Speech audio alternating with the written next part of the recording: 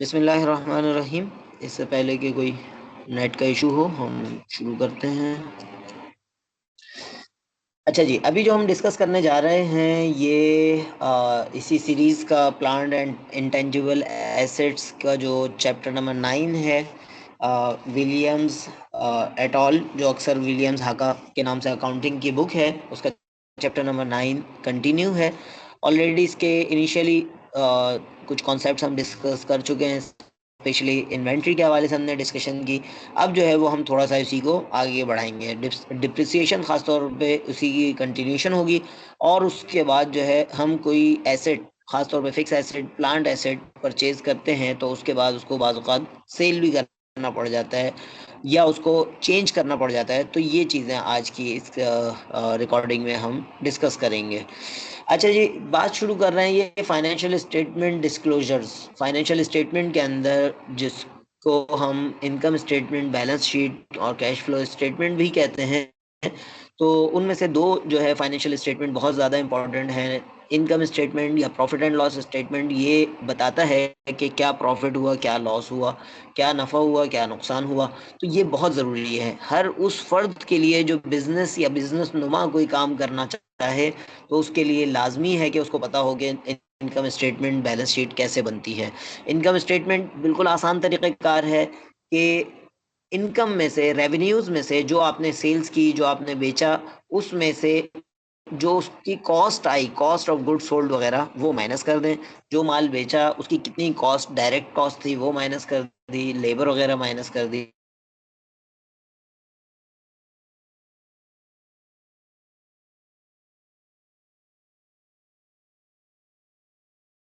जो है वो आपका इनकम स्टेटमेंट जो है वो बन जाएगा। और इनकम स्टेटमेंट बनने के बाद जो है ये, अच्छा, ये मैं ख्याल में एक दफ़ा में पा रहा हूँ। तो इनकम स्टेटमेंट जो है वो हमें नफ़े नुकसान को बताता है, तो वो जो है वो हमारे पास बन जाएगा, तो हम उसको बेहतर अंदाज में मैनेज कर सकेंगे इनकम स्टेटमेंट। और बैलेंस शीट जो है वो बताती है कि हमारे इस बिज़नेस में जो है वो बेसिकली एक्चुअल पोजीशन क्या है। इनकम स्टेटमेंट हमेशा जो है वो हमारे पूरे पीरियड का होता है। मिसाल के तौर पर साल 2024 में हमने क्या कारनामे किए, क्या नफ़ा किया, क्या नुकसान किया, इनकम स्टेटमेंट में हमें पता चलेगा। लेकिन इसके मुकाबले में बैलेंस शीट में हमें पता चलेगा कि 31 दिसंबर 2024 को जो है क्या सूरत हाल थी हमारे बिजनेस की। ऐसा क्यों हो रहा है कि ये खाली फर्स्ट पेज आ रहा है? स्लाइड मूव हो रही है आप लोगों के पास? हाँ। अच्छा जी, फाइनेंशियल स्टेटमेंट डिस्क्लोजर्स के साथ जो है वो हम आगे मूव कर रहे थे। Estimates of useful life and residual value, यानी ये फाइनेंशियल स्टेटमेंट्स के अंदर हमें शो करना होता है बैलेंस शीट बनाते वक्त कि जो हमने फिक्स एसेट, यहाँ पर डिप्रिसिएबल एसेट्स यानी बिल्डिंग, मशीनरी, प्लांट, ये सारी चीज़ें हमने जो शो की हैं, तो इनकी जो है वो क्या सिचुएशन है, इसकी एस्टिमेटेड यूज़फुल लाइफ जो है वो कितनी है और रेजिडुअल वैल्यू कितनी है। रेजिडुअल वैल्यू का मतलब है कि यानी हमने जो एस्टिमेटेड लाइफ है, मिसाल के तौर पर 5 साल हमने एज्यूम किया कि ये एसेट 5 साल चलेगा, तो उसके बाद जो है वो इसकी कितनी वैल्यू होगी, कबाड़ में कितने का बिकेगा, या जो है उस टाइम पीरियड के बाद कितने का बिकेगा। इसको बिल्कुल आसान से अल्फाज में आप कह लें, मिसाल के तौर पर आपने मोबाइल लिया, आपने सोचा कि 3 साल मैंने चलाना ही है इसको, और 3 साल बाद जो है ये 1000 रुपये का, 2000 का, 5000 का बिक जाएगा। तो ये जो है ये इसका तरीक़ेकार है। इसी तरह मशीनरी, प्लांट और सारी चीज़ों में, बाइक में, गाड़ियों में, ये सारी चीज़ों में हो सकता है, ख़ासतौर पर जब आप बिज़नेस के यूज़ के लिए, कारोबारी इस्तेमाल के लिए लें। May differ from company to company. अब ये जो एस्टिमेट्स ऑफ यूजफुल लाइफ है, ये सब्जेक्टिव चीज़ है। मिसाल के तौर पर आपका अंदाज़ा है ये 2 साल तो चल जाएगा, दूसरा आपका दोस्त है वो कहता है नहीं ये तो 3 साल चल सकता है, तीसरा दोस्त है वो कहेगा मैं तो 5 साल खींच लूंगा इसको।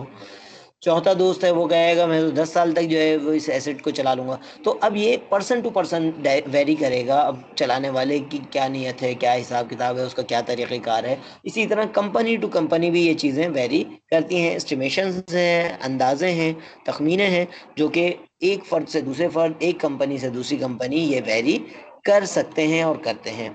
दी रीजनेबलनेस, अब यहाँ पर सवाल ये पैदा हो गया कि जब जो है वो एक सब्जेक्टिव चीज़ है तो इसमें तो बड़ा इख्तिलाफ होगा, और बिजनेस में तो इस पे इसकी बेस पर आप पूरी इनकम स्टेटमेंट घुमा देंगे, जैसे कि अभी हमने इससे पिछली रिकॉर्डिंग में बात की थी कि सवाल ही हमारे पास 9.3 एक्सरसाइज का पार्ट सी यही था कि कौन से मेथड में, डिप्रिसिएशन के कौन से मेथड में आपको इनकम स्टेटमेंट शुरू के 2 साल में इनकम ज़्यादा हो रही है, तो उसमें तो पूरी मैनिपुलेशन हो जाएगी, आप जो है ना वो चीज़ों को घुमा सकेंगे। तो यहाँ पर ये बात कह रहा है ऐसा नहीं है, बल्कि the reasonableness of managements estimates, क्योंकि एस्टिमेशंस जो है वो कौन करता है, मैनेजमेंट करती है, इंतजामिया करती है किसी भी कंपनी की। अब वो रीजनेबल है या नहीं है, डेप्रिसिएशन का जो मेथड इन्होंने अलाउ किया है वो सही भी है या नहीं है, यूजफुल लाइफ के जो इन्होंने अंदाज़ा लगाया, एस्टिमेट लगाया, क्या ये सही है या नहीं है, तो ये कौन इवेल्युएट करेगा, is evaluated by external auditors. आपने पब्लिक लिस्टेड कंपनीज के हवाले से आपकी नॉलेज में होगा, या अब नॉलेज में रख लें कि उसमें आपको पता चलता है कि एक्सटर्नल ऑडिटर वहां पर ऑडिट करवाना उनके लिए साल में लाजम है। इसी तरह दीगर को भी जो है वो ऑडिट की ज़रूरत पड़ जाती है, बैंक्स जो है वो मांग लेते हैं ऑडिट रिपोर्ट। इसी तरह जो है वो और दीगर इदारे जो है वो गवर्नमेंट के या दीगर, वो जो है वो आपको फाइनेंशियल इंस्टीट्यूशंस वो जो है ऑडिट रिपोर्ट्स मांगते हैं। तो वो ऑडिटर जो है, एक्सटर्नल ऑडिटर्स जो अपने इस काम के माहिर होते हैं, उनके पास वसी एक्सपोजर्स होते हैं, वो जो है इस बात का तयन करते हैं कि वाक़तन ये जो है वो इन्होंने सही यूज़फुल लाइफ, सही रेजिडुअल वैल्यू और सही method of calculations of depreciation ये लगाया है, या इसमें कोई डंडी मारी है या कोई गलती की है। तो इस चीज़ को जो है वो यहाँ पर हमें जानने का मौका मिला। अब प्रिंसिपल ऑफ कंसिस्टेंसी, सही, प्रिंसिपल ऑफ कंसिस्टेंसी का मतलब ये है कि ऐसा ना हो कि आप पहले साल जो है वो आप स्ट्रेट लाइन से शुरू हों, फिर उससे अगले साल जो है वो आपको अच्छा लगे कि डबल डिक्लाइनिंग मेथड पे चले जाते हैं, फिर उससे अगले साल जो है 150% मेथड पे चले जाते हैं, उससे अगले साल जो है वो आपका दिल करे कि यूनिट ऑफ आउटपुट मेथड पे चले जाते हैं। तो ऐसा बेहतर नहीं है, ऐसा सही नहीं है। प्रिंसिपल ऑफ कंसिस्टेंसी क्या कहता है, companies should avoid switching depreciation methods from period to period. हर पीरियड में वो अपने डिप्रिसिएशन मेथड को चेंज करने से अवॉइड करना चाहिए। कंसिस्टेंसी प्रिंसिपल नहीं होगा, किसी एक साल आपको बहुत ज़्यादा इनकम शो हो रही होगी, वजह क्या होगी कि आपने डिप्रिसिएशन मेथड चेंज किया है। तो इस हवाले से प्रिंसिपल ऑफ कंसिस्टेंसी हमें कहता है कि कंटिन्यूशन के साथ एक ही मेथड यूज़ करें, लेकिन क्या इसका ये मतलब है कि हमेशा एक ही मेथड यूज़ करेंगे, नहीं, हस्ब ज़रूरत इसमें चेंजिंग्स की जा सकती हैं। लेकिन अगेन आपने ऑडिटर को जो है वो मुतमईन करना है, आपने कल को दीगर जो आपके स्टेक होल्डर्स हैं, बैंकर्स हैं, फाइनेंसर्स हैं, शेयर होल्डर्स हैं, बोर्ड ऑफ गवर्नर्स हैं, सबको मुतमईन करना है कि आपने जस्टिफाइड करना है कि आपने ये रीज़न, किस रीज़न की बेस पर जो है ये मेथड चेंज किया। लेकिन वन ऑफ टाइम बहुत ज़्यादा चेंजिंग जो है वो स्विचिंग अलाउ नहीं होनी चाहिए।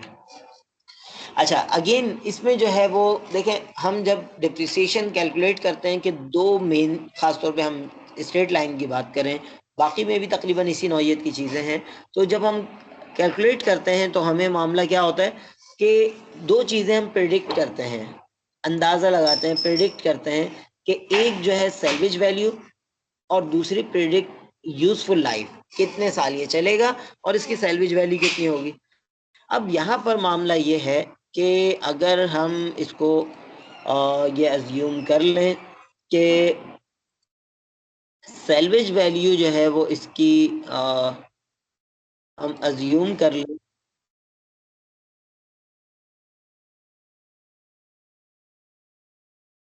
अगर हम सैल्वेज वैल्यू और प्रिडिक्टेबल लाइफ ये दो चीज़ें प्रिडिक्ट करते हैं तो उसके बाद सो डिप्रिसिएशन, तो इन दोनों की बेस पर ही तो बेसिकली हम कॉस्ट, ऐसी बात है हमारे पास अजम्पशन नहीं होती, कॉस्ट हम प्रॉपर कैलकुलेट करते हैं, वो हमारे करंट प्रेजेंट के हवाले से हमारे पास डेटा होता है, पास्ट में हमने वो चीज़ खरीद ली होती है, लम्हा मौजूद से पहले पास्ट में वो चीज़ खरीद ली होती है, उसके डेटा एदाद शुमार हमारे पास आ चुके होते हैं।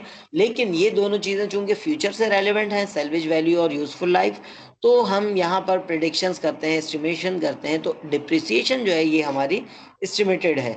Over the life of an asset, new information में come to light that indicates the original estimates need to be revised।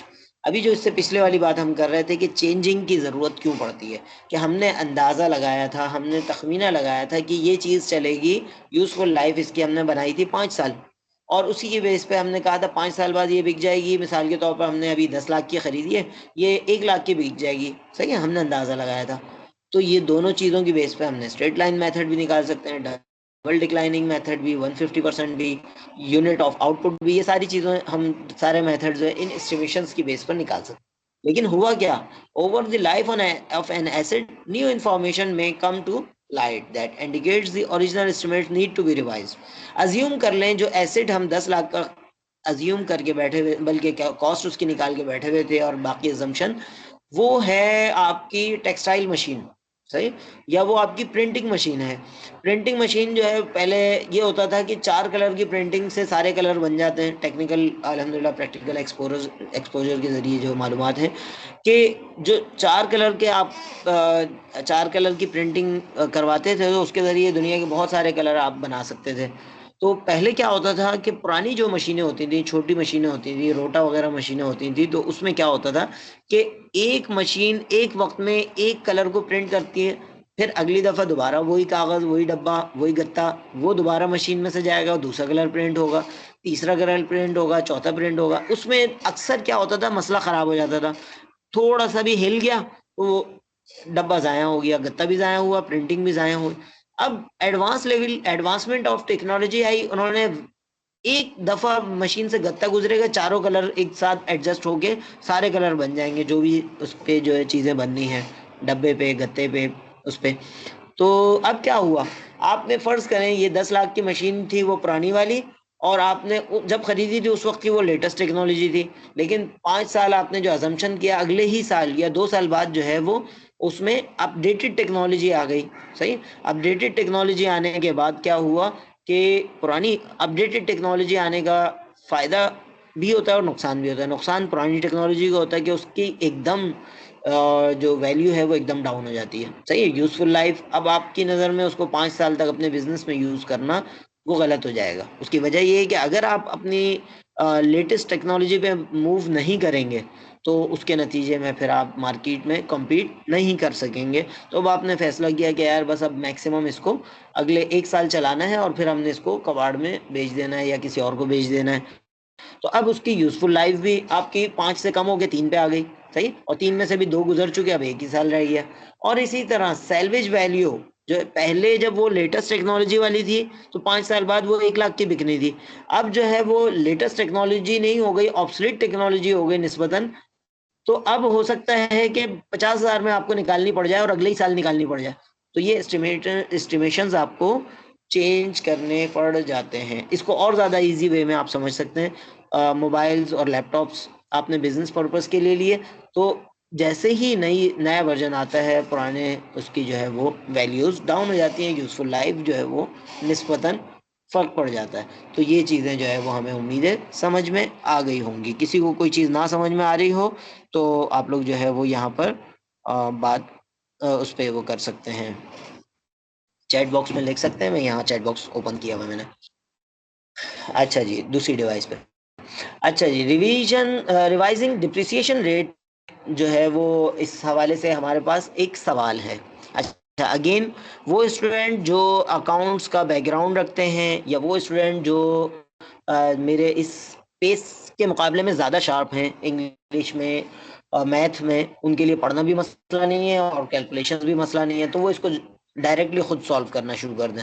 उसका फ़ायदा ये हो जाएगा, अपनी नोटबुक साथ रखें, उसका फ़ायदा उनको ये हो जाएगा, उनकी प्रैक्टिस अच्छी हो जाएगी। और प्रैक्टिस अच्छी होने का मतलब ये है कि अकाउंटिंग में कॉन्सेप्ट और प्रैक्टिस दो ही तो चीज़ें, बाकी और कुछ भी नहीं है। आपने ये 2 चीज़ें सही तरह कर ली, अच्छे से कर ली, तो आपके लिए अकाउंटिंग बिल्कुल हलवा है। लेकिन अगर आप प्रैक्टिस भी नहीं करते और कॉन्सेप्ट भी नहीं समझते, तो फिर जो है ना ये हलवे की जगह बलवा हो जाएगा और आपके लिए जो है बहुत ज़्यादा मुश्किल हो सकती है। तो अकाउंटिंग बहुत आसान है अगर उसको स्टेप बाय स्टेप चल समझा जाए, तक की जाए।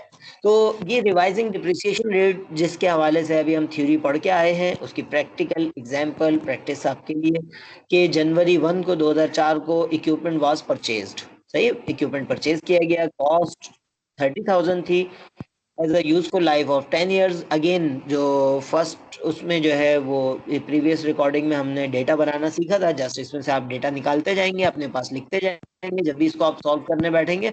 और उसके बाद अब during 2007 the useful life was revised to 8 years total, 5 years।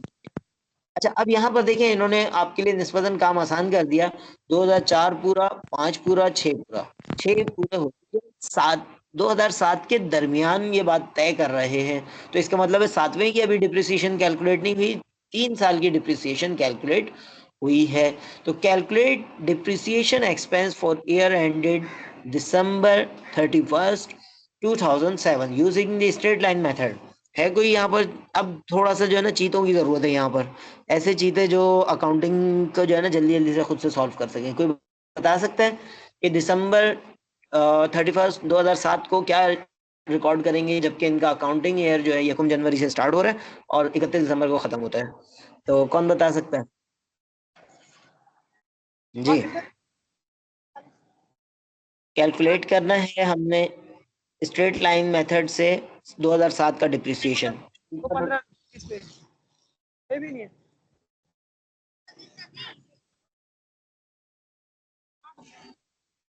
अच्छा, अगेन इसमें फॉर्मूला जो है वो हमारे पास रिवाइज डिप्रिसिएशन के सूरत में, रिवाइज डिप्रिसिएशन की सूरत में हमारे पास फॉर्मूला जो है थोड़ा सा वेरिएट होगा, चेंज होगा।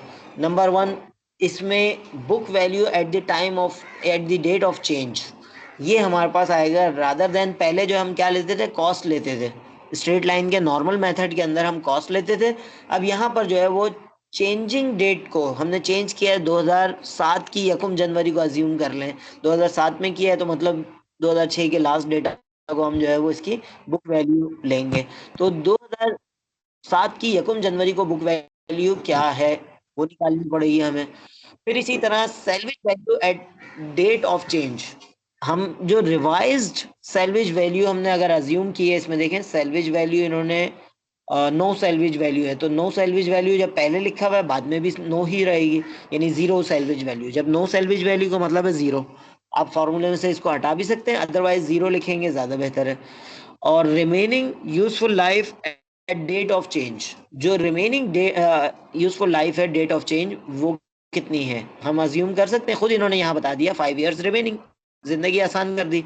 वरना हमें कैलकुलेट करना पड़ता, 2004 गुजर गया, 5 गुजर गया, 6 गुजर गया, अब 7 से ऑनवर्ड, 7 8 9 10 11 12, तो ये 5 साल जो है वो हमें इन्होंने खुद बता दिए, 5 साल रिमेनिंग, जिंदगी आसान हो गई। तो 5 तो यहाँ आ जाएगा। सेल्वेज वैल्यू बताया, नो सेल्वेज वैल्यू तो जीरो आ जाएगा। अब मसला क्या है, book value at date of change वो कितनी बनेगी, उसके लिए हमें थोड़ा सा दोबारा वर्किंग करनी पड़ेगी नॉर्मल मेथड से। यानी इसमें आप अगर ऑब्जर्व करें, नॉर्मल मेथड जो है इन्होंने शुरू में जो है, जाहिर सी बात है नॉर्मल मेथड यूज किया है, सही। तो उसके लिए हमें पहले 3 साल की वर्किंग करनी पड़ेगी कि कॉस्ट है इसकी 30,000, सेल्वेज वैल्यू कुछ नहीं है तो कुछ नहीं निकाल रहे हम, लेकिन टोटल डिप्रिसिएशन 3 साल की, तो 1 साल की पहले निकालेंगे। 30,000 divide by 10 is equal to 3,000। 1000 1 साल की है तो 3 साल की कितनी होगी, इसको मल्टीप्लाई कर दिया, ये आपके सामने कंपटीशन दिखा दिया इन्होंने कि 3,000 मल्टीप्लाई बाय 3 साल 9,000, तो 9,000 जो है वो डिप्रिसिएशन बुक में से माइनस हो चुके। यानी आपका जो, अगर अज्यूम कर लें ये बैलेंस शीट के अंदर मौजूद है, तो कॉस्ट आएगी और कॉस्ट के नीचे जो है वो टोटल डिप्रिसिएशन अलाउंस जो है या अक्यूमुलेटेड डिप्रिसिएशन बैलेंस, वो आप माइनस करेंगे। तो बुक वैल्यू जो है वो है 21,000, रिमेनिंग बुक वैल्यू 21,000 है। जब रिमेनिंग बुक वैल्यू 21,000 है तो उसको डिवाइड कर देंगे रिमेनिंग लाइफ से। अगेन ऊपर वाला फॉर्मूला, सैलवेज वैल्यू चूंकि नहीं है तो हम इसको नहीं निकाल रहे। तो रिवाइज्ड एनुअल डेप्रिसिएशन बनी कितनी, 4200। अच्छा, अब इसमें एमसीक्यूज आने वाले हैं भाई, और आप समझ लें कि रियल जो है ना वो आपके सामने एक लिहाज से कोई ज़्यादा, जल्दी जल्दी से बताइएगा। अपनी नोटबुक्स वगैरह साथ रख लें, उस पर कैलकुलेशंस आपने करनी होंगी, उसकी बेस पे एमसीक्यूज बनेंगे इसके। तो रिवाइज्ड एनुअल डिप्रिसिएशन जो है वो बनी 4200। सही। अच्छा जी, अब यहाँ तक तो मामला आ गया। अब ये बीच में एक और कॉन्सेप्ट लेकर आए हैं, इम्पेयरमेंट ऑफ प्लांट एसिड।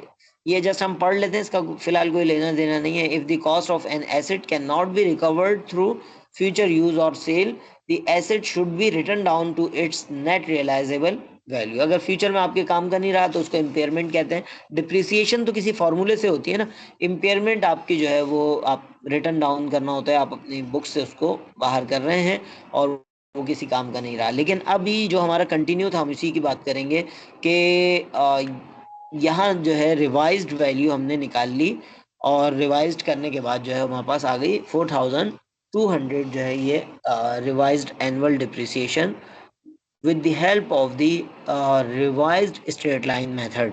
इससे जो है वो हमें पता चल गया।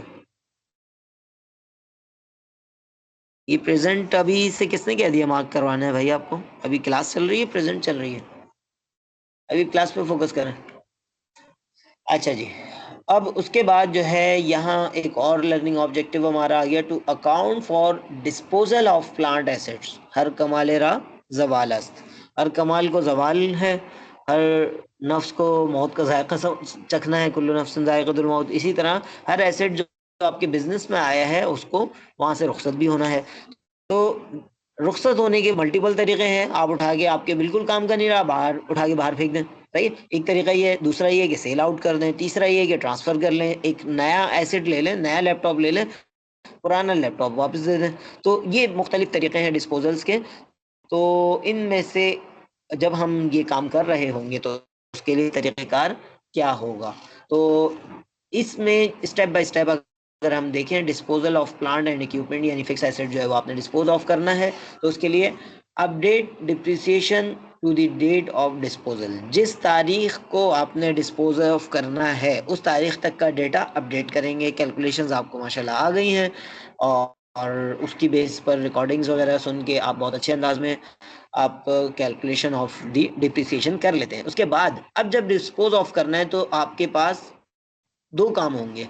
या तो आपने जो है उसको कैश पे बेचा होगा, सही है, या जो है वो आपने उधार पे बेचा होगा, या आपके बैंक में पैसे आए होंगे। हम यहाँ अज्यूम कर रहे हैं रिकॉर्डिंग कैश रिसीव्ड। आपने कैश पे बेचा है, कैश आपके पास हाथ में आ गए, और वो पैसे आपने, आपको पता है नेचर में अकाउंटिंग में कैश जो है नेचर में एसेट है, और एसेट में इजाफा होता है तो क्या करते हैं, डेबिट करते हैं, क्रेडिट करते हैं?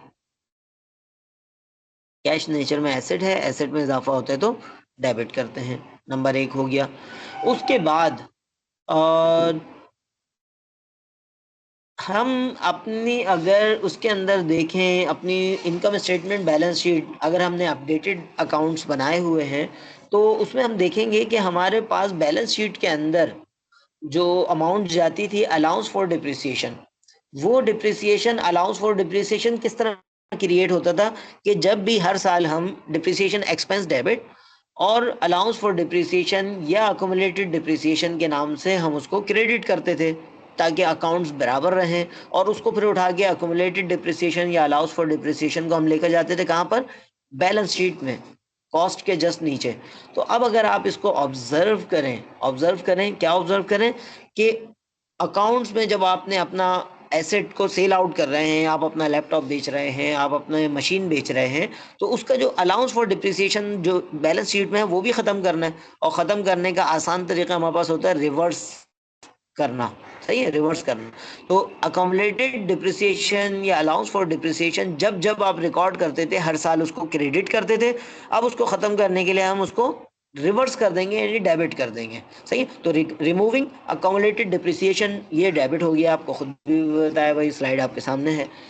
इसके बाद अब तीसरी चीज, जो बैलेंस शीट में आपके पास एक अदद मशीन, एक अदद लैपटॉप, एक अदद जो है वो गाड़ी, जो भी एसेट था उसकी कॉस्ट मौजूद थी, कॉस्ट ऑफ द प्लांट था, कॉस्ट ऑफ मशीन थी, वो जो है वो जब आपने खरीदा था तो एसेट के तौर पर, फिक्स एसेट के तौर पर आपने उसको डेबिट किया था, एसेट में इजाफा हुआ था, डेबिट किया था। अब उसको अपने बिजनेस से रुखसत कर रहे हैं, निकाल रहे हैं, छुट्टी दे रहे हैं, तो अब क्या करेंगे, उस कॉस्ट को भी खत्म करने के लिए अपनी बुक्स में से, अपने बैलेंस शीट में से, तो उसको रिवर्स कर देंगे। यानी पहले एसेट डेबिट हुआ था, तो अब उसको खत्म करने के लिए, उसमें कमी हो रही है, खत्म हो रहा है, तो उसको क्रेडिट कर देंगे।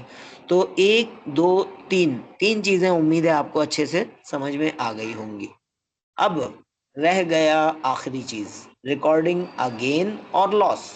तो सबसे पहले तो आपको गेन और लॉस निकालना पड़ेगा कि आपको इसमें नफा हुआ है या नुकसान हुआ है, ये एसेट बेचने के चक्कर में आपको फायदा हुआ है या नुकसान हुआ है।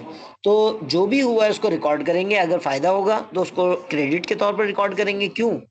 गेन यानी फायदा जो है ये नेचर में इनकम है, रेवेन्यू है, और इनकम या रेवेन्यू में इजाफा होता है तो बाय डिफॉल्ट हमारे पास प्रिंसिपल है कि हम इसको क्रेडिट करते हैं। और लॉस अगर होता है तो ये लॉस जो है ये एक्सपेंस है, और एक्सपेंस की नेचर हमें पता है कि एक्सपेंस में इजाफा होता है तो हम इसको डेबिट करते हैं। अगेन जो पहली बुनियादी चीज़ें अकाउंटिंग की, हेड ऑफ अकाउंट्स और उसकी ट्रीटमेंट, कब डेबिट होगा कब क्रेडिट होगा, ये चीज़ें आपको बिल्कुल अजबर होनी चाहिए। कोई सोते में जगा के भी पूछे तो आपको याद होनी चाहिए। As accounting student, as accountant, as accounting person, ये आपके लिए बहुत ही लाजमी और बुनियादी चीज़ें हैं। 5 head of account, income statement के आइटम्स जो है रेवेन्यू और एक्सपेंसेस, और बैलेंस शीट के आइटम्स यानी एसेट्स, लायबिलिटीज और इक्विटीज, जिसको कैपिटल भी कहते हैं, ये आपको बिल्कुल क्लियर होने चाहिए।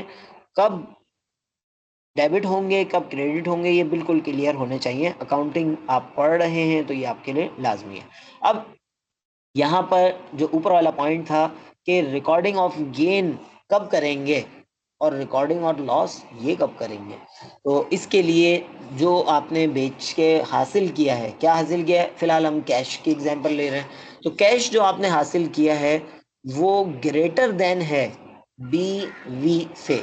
ये जो है ये बुक वैल्यू की एब्रीवेशन है, सही, कुछ और ना समझिएगा।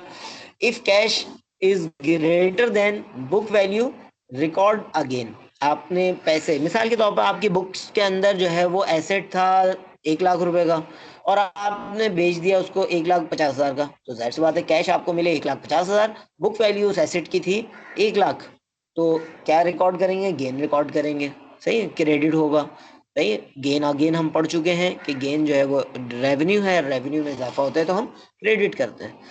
अच्छा जी, अब दूसरा है, if cash less then book value, record a loss. अगर कैश जो है बुक वैल्यू से कम है, आपकी बुक्स के अंदर अगेन वो एसेट है 1 लाख का, लेकिन आपको मुश्किल से मार्केट में बिक सका 80,000 का, सही, तो अब उसके नतीजे में कैश आपको कम मिला और बुक वैल्यू ज्यादा थी, तो अब बुक्स में से तो आपने रुखसत करना है उसको, क्योंकि वो एसेट जा रहा है, आपके बिजनेस से रुखसत हो रहा है, तो उसका तस्करा भी रुखसत करेंगे, उस किताब को बंद करेंगे।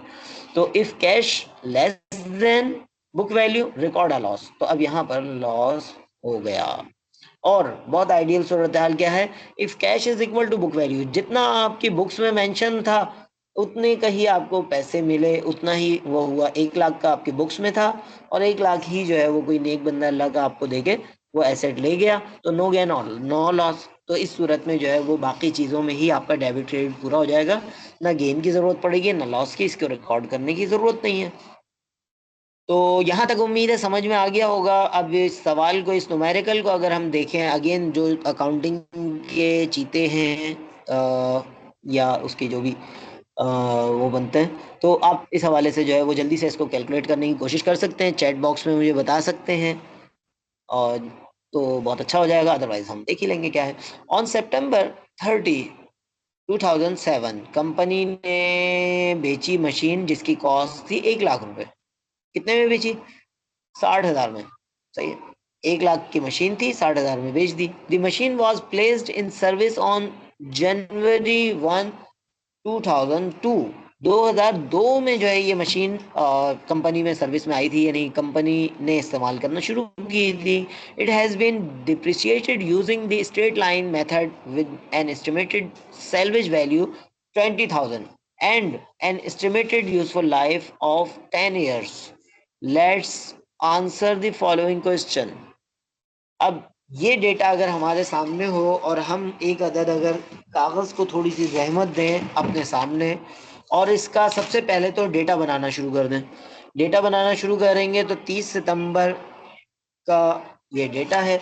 तो चलिए थोड़ा सा टाइम आप लोगों का वो होगा जी। कौन सा इसमें सही है? अगर कोई इसको सॉल्व कर चुका है तो अच्छी बात है, नहीं सॉल्व कर चुका तो amount of depreciation recorded on September 30 2007 की 30 सितंबर को ये बेच रहे हैं, तो कितनी डिप्रिसिएशन रिकॉर्ड करेंगे ये कोई बता सकते हैं?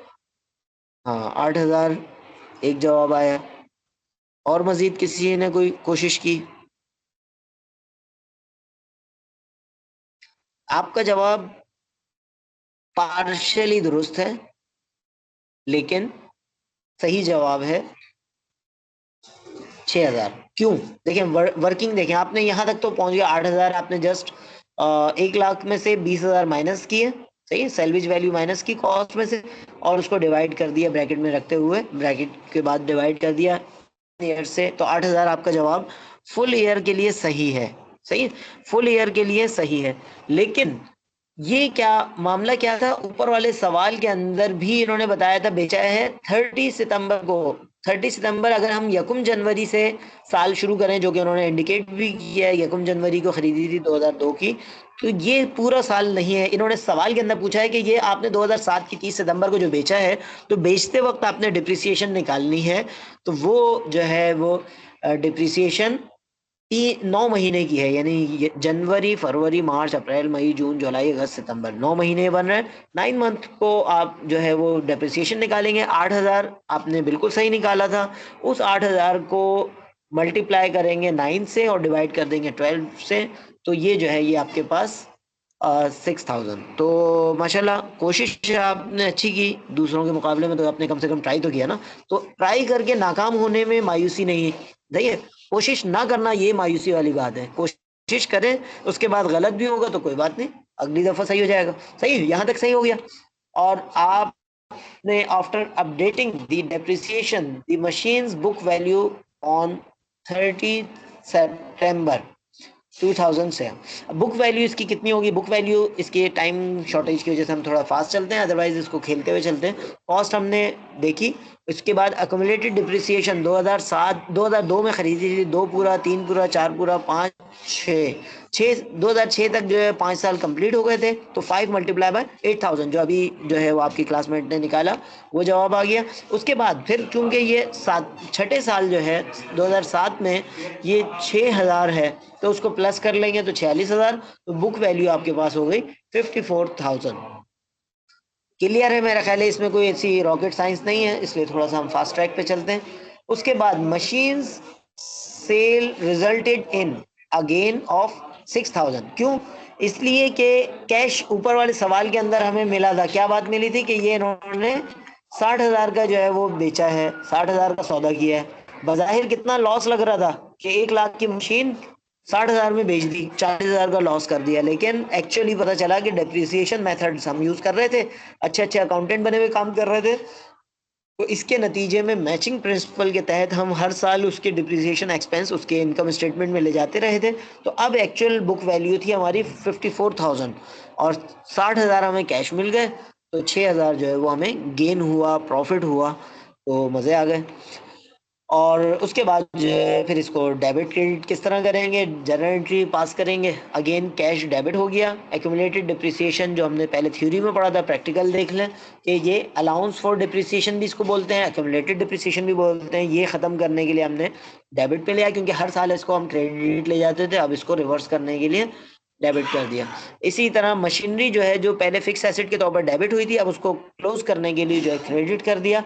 रिमेनिंग ये वाली अमाउंट लिखी पहले जाती है गेन और लॉस, लेकिन इसको इसकी अमाउंट हमेशा जो है कैलकुलेट करके बाद में पीछे आती है। तो इसको जब आप कैलकुलेट करेंगे 1 लाख में से 60,000 और 46,000 वो एडजस्ट करेंगे तो 6,000 जो है वो आपके पास क्रेडिट साइड पे कम है, तो गेन ऑन सेल। तो ये जो है ये कुछ इसकी वर्किंग है। और अगेन इसको जो है वो अगर हम सेल आउट करेंगे तो इसको जो है सेल आउट करने का भी एक मैकेनिज्म हो सकता है कि न्यू एरोप्लेन उन्होंने ख़रीदा है, पुराना एरोप्लेन दिया है और कुछ अमाउंट भी दी है। तो ये जो है ये वर्किंग्स वगैरह सेम उसी तरह है, जस्ट आप यहाँ पर कैश की जगह दूसरा एसेट समझ लें। तो ये जो है नॉर्मली जब आप ट्रेड ऑफ करते हैं, आप ट्रेड इन करते हैं, चेंज करते हैं, एक्सचेंज करते हैं, तो उसके नतीजे में नॉर्मली लॉस ही होता है, क्योंकि नया एसेट है। और यहाँ पर जो है ये आपके सामने उसकी इंक्रीज हो गई, नया भी एसेट आपके पास आ गया, पुराना एसेट आपकी बुक से निकल गया, कैश भी निकल गया आपकी बुक से क्योंकि इस दफ़ा आपने पे किया है, और अक्यूमुलेटेड डिप्रिसिएशन भी। तो ये जो है ये मैकेनिज्म्स जो है वो हमने सीखे। और किसी का कोई सवाल है, कोई बात जो ना समझ में आई हो तो वो पूछ लें, अदरवाइज हम इसको रिकॉर्डिंग को क्लोज करेंगे।